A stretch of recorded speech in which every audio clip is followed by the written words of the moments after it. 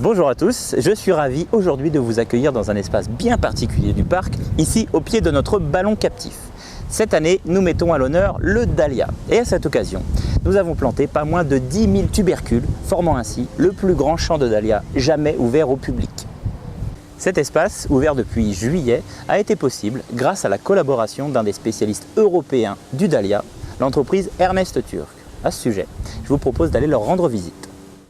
On se retrouve donc à Brain-sur-Lotion, près d'Angers, dans l'entreprise Ernest Turc, où je suis en compagnie de Jean-François Schwab, qui va nous en dire un petit peu plus sur le dahlia, plante venue d'Amérique. Pour commencer, est-ce que tu peux nous en dire un petit peu plus sur cette entreprise Ernest Turc? L'entreprise Ernest Turc est une entreprise familiale qui a été créée en 1912 à Angers. La famille Turc est originaire de Loisan, une région des Alpes, et la famille Turc perpétuait une tradition de colportage, c'est-à-dire qu'elle distribuait des bulbes sur l'ensemble de la France, des bulbes, des produits à fleurs, entre autres, sur l'ensemble de la France et de l'Europe. Et justement, combien de types de plantes, combien de variétés commercialisez-vous chez Ernest Turc? À l'heure actuelle, nous avons à peu près 1500 références à notre gamme, dont une bonne partie de dahlias. Nous produisons aussi des cannas, des alstromères, des agapanthes, mais le dahlia reste le cœur de production de l'entreprise. Et pour parler plus particulièrement du dahlia, combien de variétés cultivez-vous ici, chez Ernest Turc? Alors à l'heure actuelle, la production de dahlia, c'est environ 10 hectares de culture, soit 1 million de bulbes produits chaque année. Il y a environ 250 variétés à notre catalogue, dont plus de 85% sont des obtentions des variétés créées par les établissements turcs. Certaines sont devenues des références mondiales, type la variété chat noir. Jean-François va profiter d'être en ta compagnie pour te demander quelques conseils de culture sur cette plante qui est somme toute assez facile à cultiver. Effectivement, c'est une plante assez facile en culture, qui a peu de ravageurs, peu de maladies. Simplement pour avoir un beau dahlia au jardin, pensez à tailler votre dahlia en début de culture pour provoquer une ramification et ainsi obtenir un plus grand nombre de fleurs.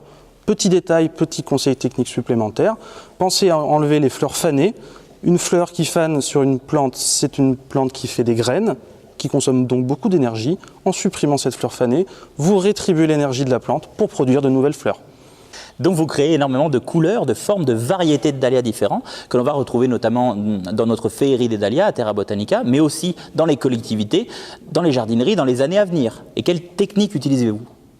La technique est finalement assez simple. On s'aide de ce que fait la nature et on laisse entre guillemets la nature faire son travail toute seule. C'est-à-dire qu'on va faire une pollinisation naturelle en prenant 2 variétés de dahlias par exemple, dont on suppose des capacités par rapport au type de floraison, au type de couleur, et on va les laisser s'hybrider naturellement par les insectes, par le vent.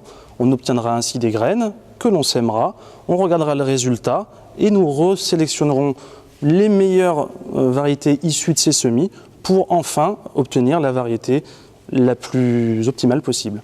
Petit exemple bête, imaginez une variété Einstein, une variété Marilyn Monroe. Si vous croisez les deux, vous avez éventuellement le physique d'Einstein et le cerveau de Marilyn Monroe, ou l'inverse, c'est-à-dire le cerveau d'Einstein avec le physique de Marilyn Monroe. Nous, c'est ce qu'on cherche à avoir. Nous voici de retour à Terra Botanica pour vous donner rendez-vous jusqu'à la fin septembre pour découvrir cette plante fantastique qui commence à par arriver dans nos assiettes avant de venir fleurir nos jardins. Sachez que nous ouvrirons également pour un week-end exceptionnel les 21, 22 et 23 octobre où nous fêterons ensemble les cucurbitacées. Ce sera l'occasion de voir le parc sous ses couleurs automnales. Alors à bientôt!